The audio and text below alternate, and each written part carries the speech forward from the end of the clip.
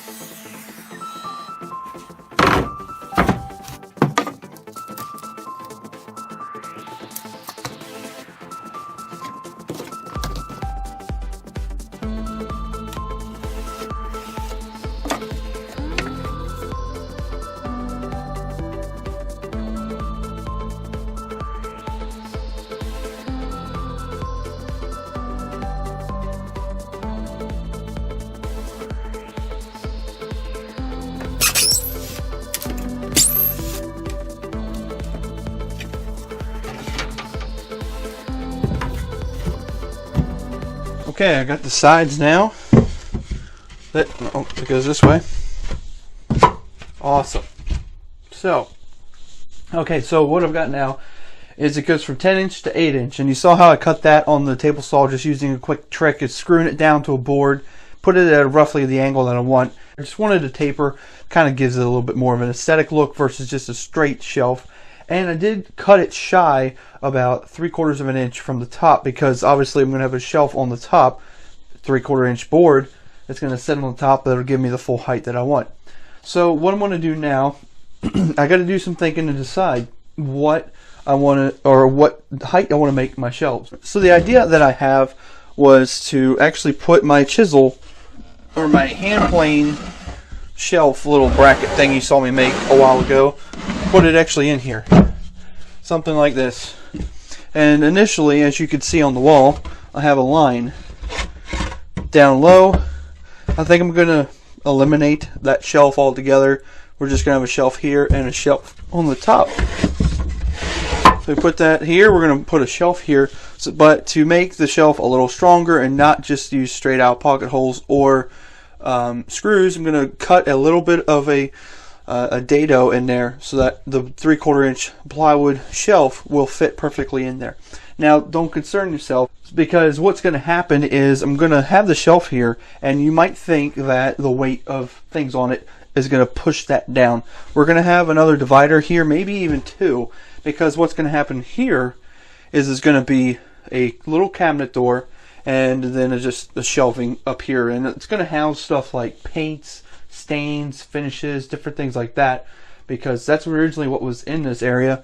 I want to keep with that same flow. But this little area that's going to have a nice little door is going to have some special stuff for my wife so that she can come down here quickly grab something. Kind of the same idea with this drawer.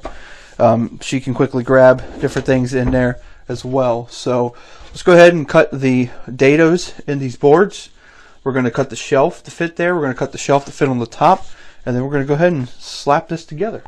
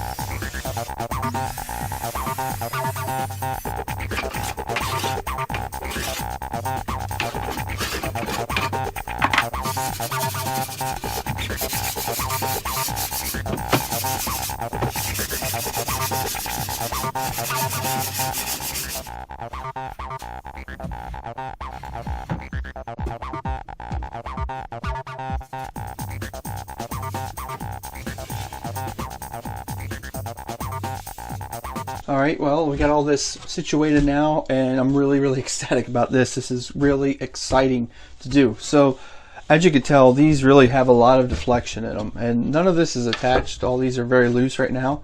But the deflection needs to be taken care of, because there is going to be some finishing, you know, paint cans, stains, all sorts of things up there, and it could add up to some weight. So what we're going to do is take some of these boards I had left off from cutting these, and we're going to probably add maybe one or two underneath and maybe one in the center. And to do that, I'm going to cut the same groove that I did here. I'm going to cut a dado on the bottom side and then one at the top, and we'll do the same on the top, so everything will kind of mesh together.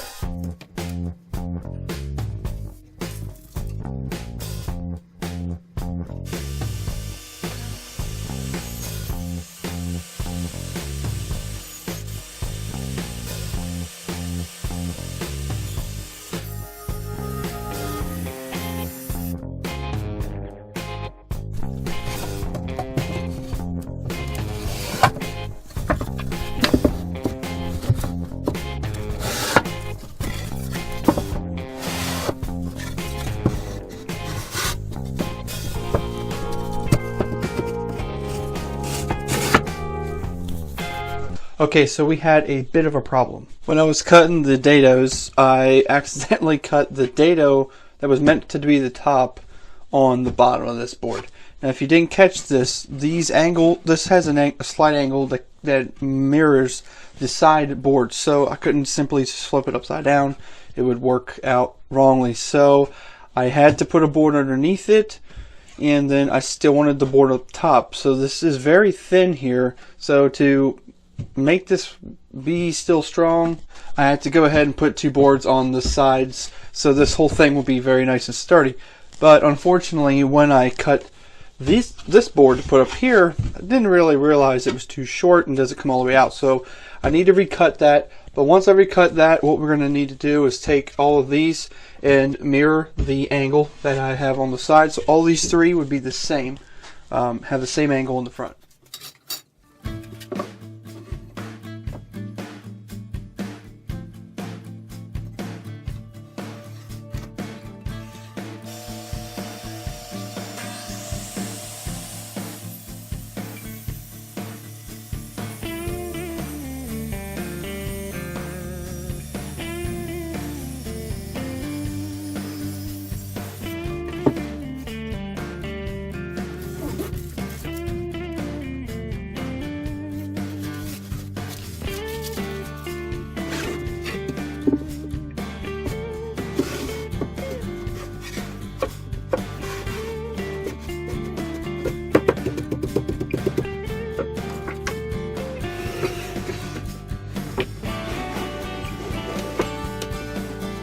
Okay, so the next step is going to be to drill some pocket holes on these sides, just probably 2 on every board, to keep it from moving back and forth. After that, we're going to go ahead and put this 1/8 inch plywood on the back to keep the whole shelf from racking, and we're going to do that on the floor.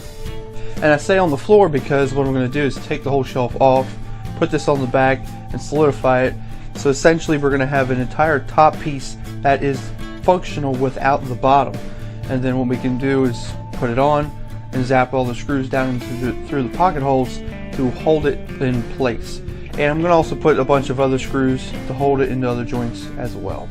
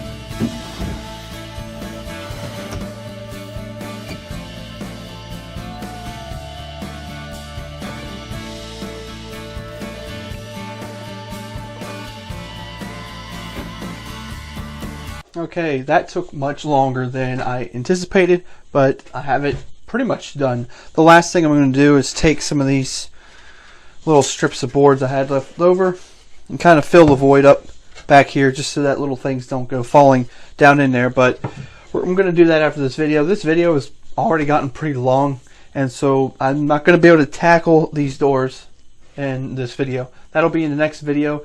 I hope you enjoyed this. I hope that you're really enjoying this whole entire process of me remodeling my workshop. I would say I'm about 50% through this section here, and what's really left to do is the doors here and then some finished work up here, and then we're also going to tackle the vise and putting permanent solid hardwood blocks on the vise to kind of give it a bigger look, and also gives me more operation to be able to use it. So if you're enjoying this, please give me a thumbs up and leave a comment below. Let me know what you're thinking. And as always, if you haven't already, I really hope you consider subscribing and then hitting that little notification bell, because that'll tell you when I have a new video coming up. So thank you so much for watching, and I'll see you next time here in the workshop.